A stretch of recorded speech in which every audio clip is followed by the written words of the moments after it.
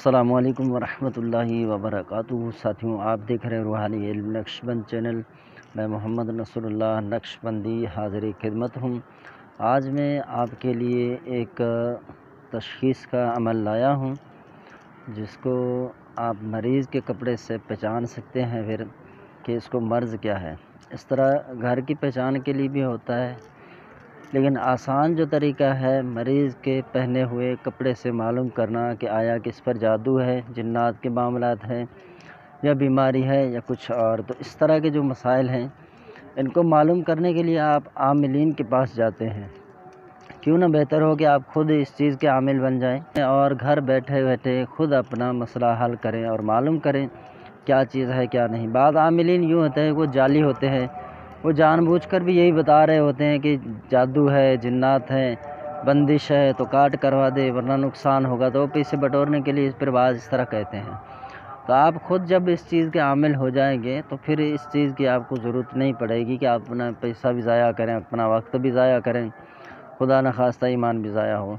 तो अल्लाह महफूज फरमाए। तो ये अमल है। अमल शुरू करने से पहले आपसे गुजारिश है कि अगर आपने हमारे चैनल को अभी तक सब्सक्राइब नहीं किया तो सब्सक्राइब कर दें और बेल आइकन के बटन को लाजमी प्रेस कर दें।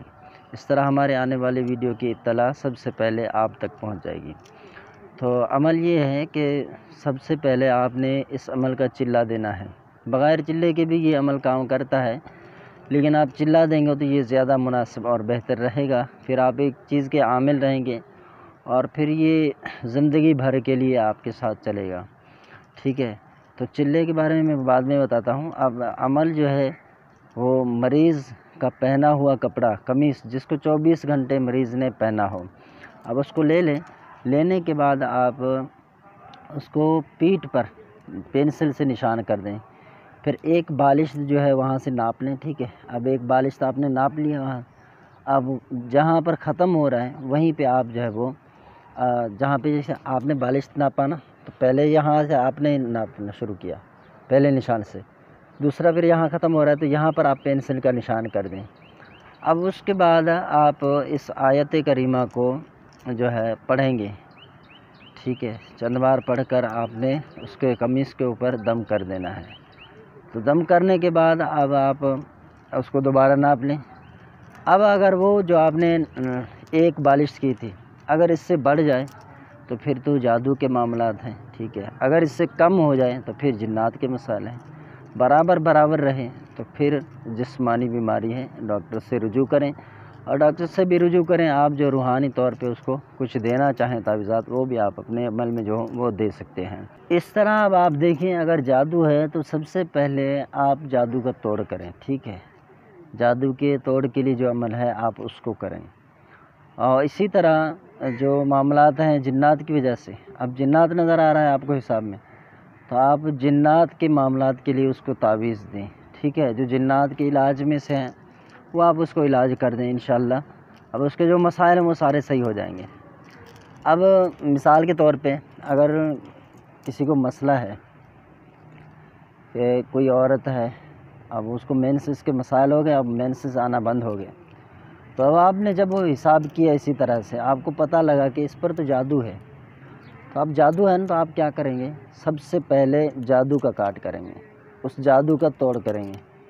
अब आपने जादू का तोड़ किया ही नहीं और अमल आपने शुरू कर दिया, उसको वो तावीज़ दे दिया कि मेंसेस जारी हो जाएं। ठीक है, तो अब ये कुछ दिन तक तो असर करेगा, फिर वही बंद हो जाएंगे, मुकम्मल फ़ायदा नहीं होगा।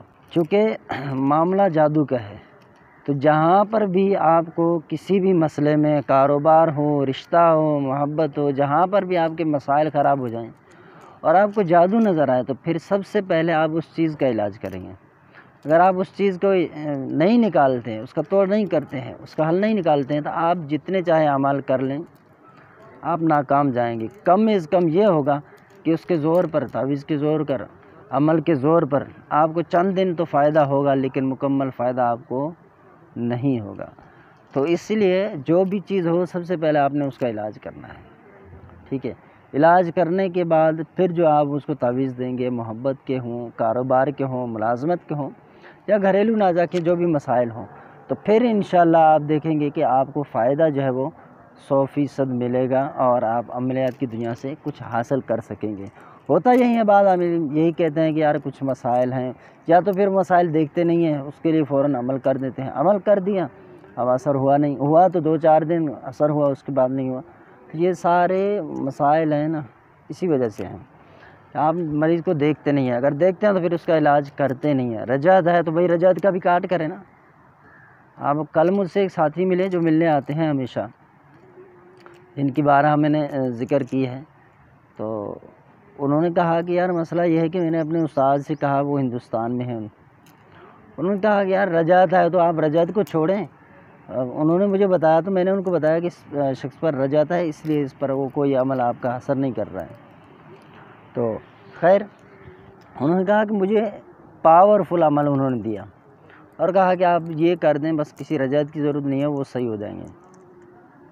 कहते हैं मैंने किया लेकिन कुछ फ़ायदा नहीं हुआ, कुछ भी फ़ायदा नहीं हुआ।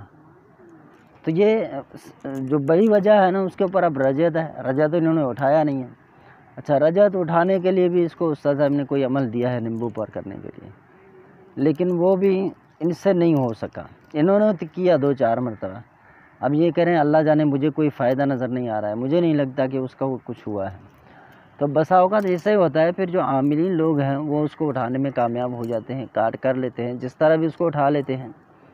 और फिर मुवक्कलात भी हैं तो फिर वो कहते हैं तो उनका कहना कबूल किया जाता है। तो ये आमिलीन का ख़ासा है, हर किसी का ख़ासा नहीं। अगर किसी को इस तरह के मसाइल हों तो वो हमसे भी रब्ता करें, हम भी इलाज करते हैं, ऑनलाइन दम भी करते हैं। जिन्नात के मसाइल हों, जादू के मसाइल हों, कुछ भी हों, तो हम भी आपको मसला ज़रूर हल करेंगे। अगर आप किसी और के पास भी जाते हैं तो फिर आप तमीज़ रखें, बंदे को पहचान की। तमीज़ है तो आपने बंदा पहचान लिया, अब पैसे खर्च करें, कोई मुश्किल नहीं है, आप अपना काम करवा लें। अपने ज़िंदगी से, अपने खुशियों से बढ़कर मालो दौलत थोड़ी है। पैसा तो हम कमाते हैं, पैसा हमें नहीं कमाता।